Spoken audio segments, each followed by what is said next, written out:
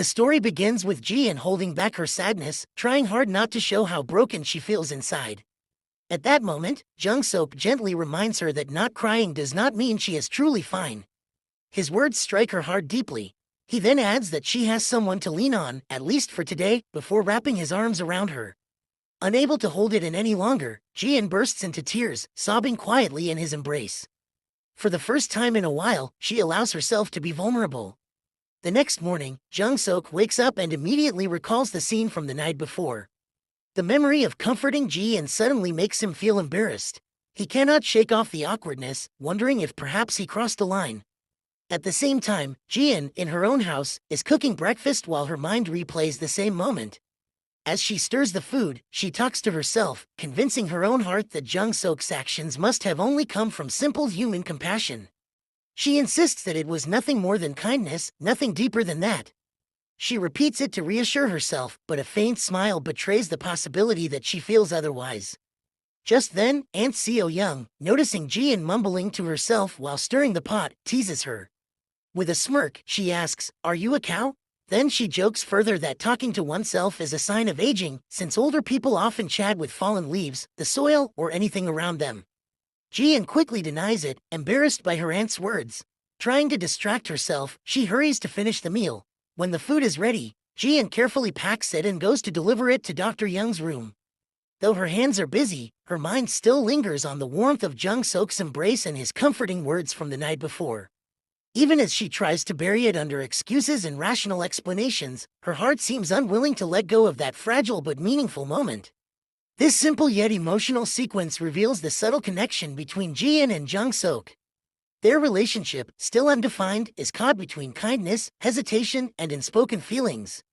It is in these small moments, the quiet tears, the awkward reflections, and the playful teasing, that the story gently moves forward, hinting at a deeper bond waiting to unfold. Inside the room, Dr. Young suddenly expresses his wish to return home.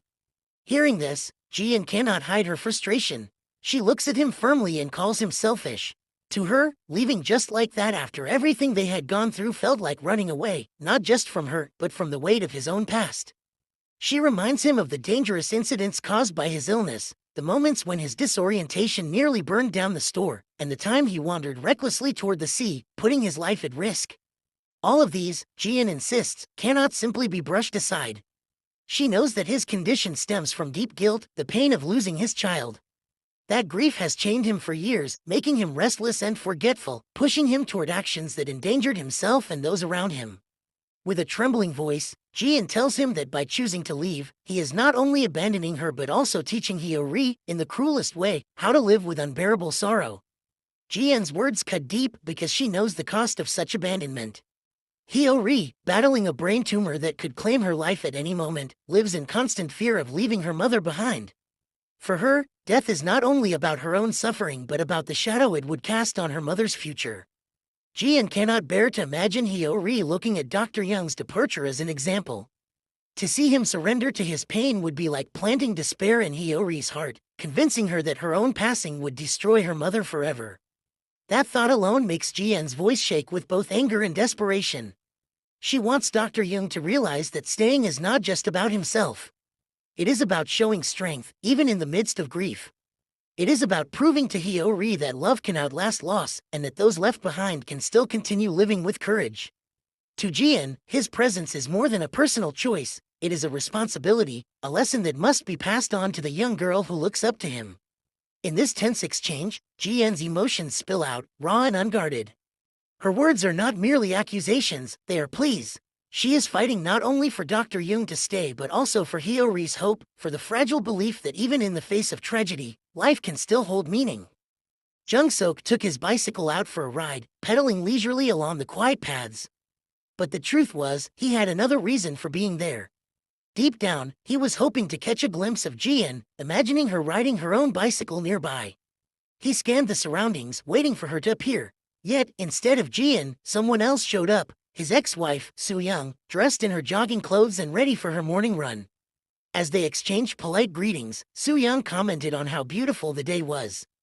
Jung Sok tried to keep the conversation casual, even mentioning that one of their mutual friends had invited her to give a presentation. But Su-young quickly declined, saying it was not something she was interested in. While she spoke, Jung-sok's attention began to drift. His eyes turned away, and Su-young noticed immediately. What had caught his gaze was Jian, who had just appeared on her bicycle.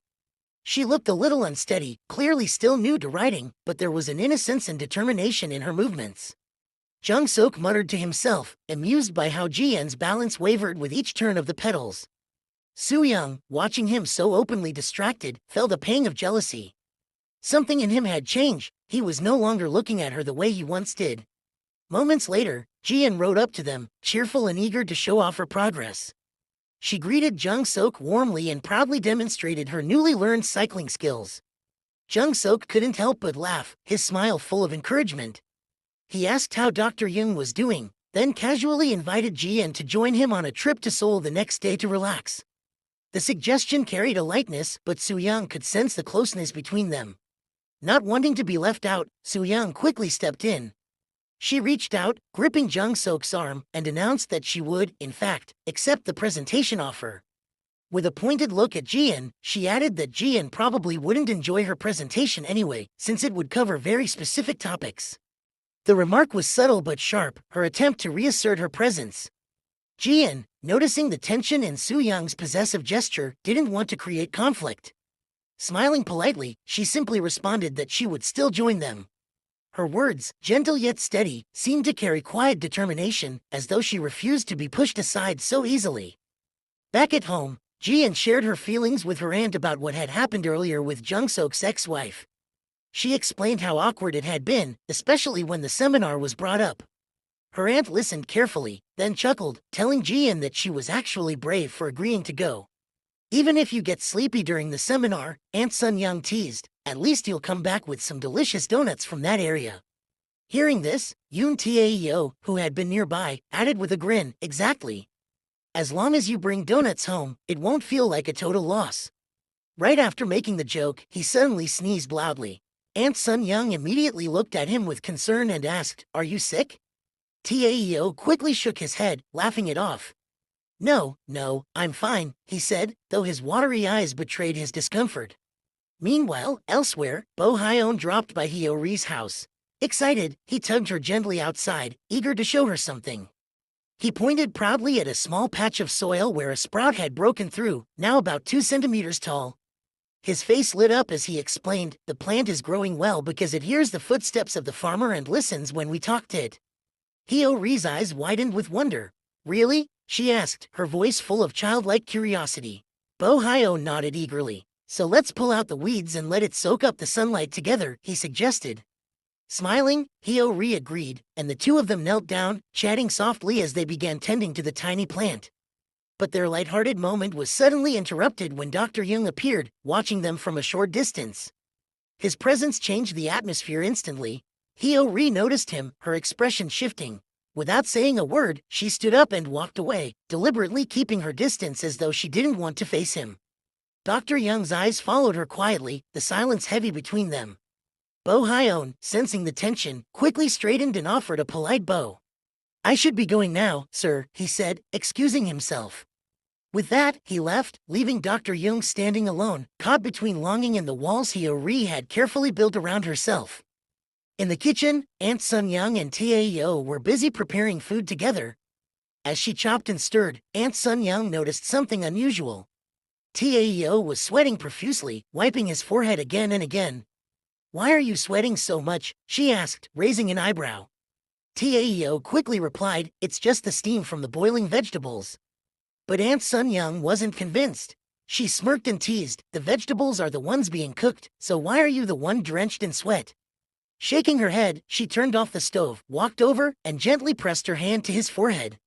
Her expression grew serious. "You've got a fever," she said firmly.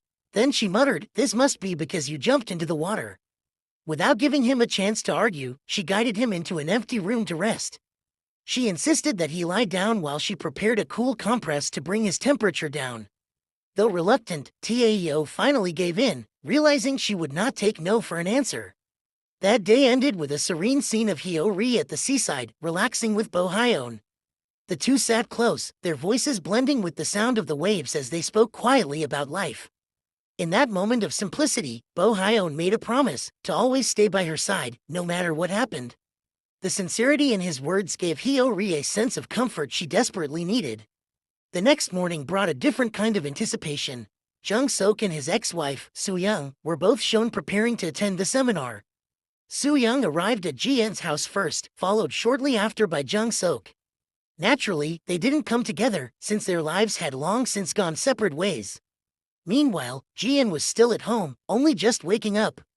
Realizing she was running late, she scrambled to get dressed and rushed outside in her usual, casual clothes. When she, Hyo-ri, and Aunt Sun-young caught sight of Soo-young, they couldn't help but notice how stylish she looked, wrapped in an elegant scarf. Ji-en muttered playfully, "A scarf. Careful it doesn't get caught on a door handle and strangle you." But soon after, she slipped back into her room, unable to resist the unspoken competition. Moments later, she re-emerged, this time wearing a nicer outfit and a scarf of her own, before hurrying toward Jung-sok's car. Hyo-ri and Aunt Sun-young exchanged knowing glances and burst into laughter at Ji-en's flustered transformation. As the seminar buzzed with chatter, Jung-sok and Ji-en found a quiet moment to exchange a few words. Their conversation was light, almost comfortable, until one of Jung-sok's old friends suddenly called out to him. With a polite smile, Jung-sok excused himself, leaving Ji-en standing alone for a moment. It was then that Soo-young, his ex-wife, approached her. With a calm but deliberate tone, Soo-young began reminiscing about the past. Back in university, during the campus festival, she said, "I climbed onto the stage and asked Jung-sok to be my boyfriend. That's when everyone started to know me." Her words carried both pride and a subtle reminder of the history she shared with him. Ji-en stayed quiet, but a flicker of unease crossed her face. A little later, she joined Jung-sok's circle of friends, greeting them with a friendly smile. The group, curious as ever, asked bluntly whether she and Jung-sok had gotten back together. Before Ji-en could answer, Soo-young jumped in effortlessly. With a sly smile, she said, "Well, you never know, do you?" The words hung in the air, half joking but full of implication. She then revealed her true intention. "I didn't come back only for this project," she added softly, "but also for someone special." The meaning was clear, and Ji-en felt the weight of it press down, though she tried not to show it. Meanwhile, far from the seminar, Hyo-ri was outside working alongside Bo Hyun and a few of their friends. Among them was a young woman everyone knew harbored feelings for Bo Hyun. Her eyes often followed him, and her jealousy was hard to hide whenever Hyo-ri was near. That day, words were exchanged, sharp and competitive. The woman made her displeasure clear, but Hyo-ri, unflinching and bold, responded with striking confidence. "Why are you so worried?" she said with a smirk. "Bo Hyun and I have already kissed. Well, you might call it cuddling." The statement hit like a spark in dry grass. The jealous woman froze, her face paling as shock washed over her. Bo Hyun's friends, realizing the tension was about to boil over, quickly pulled the woman aside before the situation escalated into childish conflict. Though no fight broke out, the sting of Hyo-ri's words lingered. The woman, unable to hide her sadness, walked away with her disappointment heavy in every step while Bo Hyun stood silently, torn between embarrassment and unspoken affection. As the seminar went on, Ji-en sat quietly among the audience, her expression tightening. She couldn't help but frown slightly while listening to Soo-young's presentation. It wasn't the content that bothered her, it was the memory attached to it. Ji-en recalled the time when Soo-young had casually asked her about the project. Back then, Ji-en had offered some suggestions, speaking sincerely, but Soo-young had brushed them aside, hardly acknowledging her input. Yet here, in front of everyone, Soo-young confidently presented those very same ideas as if they were her own. Ji-en bit her lip, feeling both annoyed and disappointed. After sitting through more of the presentation, Ji-en leaned toward Jung-sok and politely excused herself, saying she needed to step out to the restroom. On her way down the hallway, she slowed when she overheard a small group of people talking nearby. Their words struck her sharply. They were speaking about Jung-sok and his ex-wife. "He's such a fool," one of them whispered, "for the way he treated her in the past. If they get back together, it's no wonder, he deserves it." Another added, "But wasn't she the one who cheated on him? How could anyone forget that?" Ji-en froze in place, her chest tightening. The harsh gossip made her uneasy, especially since she knew how much Jung-sok had already carried on his shoulders. When the presentation finally ended, Soo-young approached Jung-sok with a bright smile, eager to reconnect. But Jung Sok, who had been scanning the room for Jian's return, turned to face her with a heavy look in his eyes. His voice was calm but firm when he spoke. "How much longer," he asked, "are you going to keep underestimating me?" Soo-young blinked in surprise, caught off guard by his sudden question. "What do you mean?" she asked, genuinely confused. Jung Sok's expression didn't waver. "I will never give my love again to someone who cannot see the value in me," he said quietly, but with conviction. His words carried a finality that Soo-young could not ignore. For the first time, the playful confidence she always carried seemed to falter, leaving her with no easy reply. At that moment, Jian reappeared at the back of the room, watching silently. She didn't hear everything, but she could feel the shift in Jung Sok's stance, something resolute, something that made her heart stir with both admiration and uncertainty. Jung Sok eventually found Jian outside, lingering by the building. She was gently tracing her hand along the wall, as though feeling its history through her fingertips. Before leaving, she raised her phone to take a picture, but she hadn't noticed the fountain pool just a step behind her. In an instant, she wobbled dangerously on the edge. Before she could fall, Jung Sok rushed forward and caught her by the arm, pulling her close. Their faces were suddenly only inches apart, the closeness enough to make Jian's cheeks burn with embarrassment. Flustered, she pushed away a little too quickly, causing both of them to lose balance and tumble straight into the shallow fountain with a splash. For a moment, there was silence, then laughter broke out. Jian splashed a handful of water at Jung Sok, pretending to scold him while he retaliated with a grin. The awkwardness melted into lighthearted joy, their laughter echoing above the rippling water. As they sat on the fountain's edge, drying off under the sunlight, Jian's expression softened. She gazed at the building again and said quietly, "This place, it's mine. I designed it." Her voice carried a mix of pride and wistfulness. She then drifted into memories of her past. "Back in college," she said, "all the other girls wore pre-dresses. They were the ones who had to pay to be there. But me, I was paid to show up, not as a student but as someone laying bricks, stacking stone by stone. Sometimes I wonder, if my path had been different, what kind of life would I be living now?" Her words were not bitter, only reflective. She turned to Jung Sok and smiled faintly. "But you've gone through struggles too, haven't you? Yet you're still here, standing strong. You've endured so much and kept going. That makes you amazing." Jung Sok studied her face, realizing she had overheard the harsh words spoken about him earlier in the hallway. He didn't deny it, but the sincerity in her voice reached him deeply. For once, he felt seen, not for his past, not for his mistakes, but for the resilience that carried him through. Their laughter from the fountain lingered in the air, now mingled with unspoken understanding. Meanwhile, in another corner of the story, someone unexpected was about to give Dr. Young the encouragement he so desperately needed to reclaim his will to live. But that moment, like a hidden promise, was still waiting to unfold.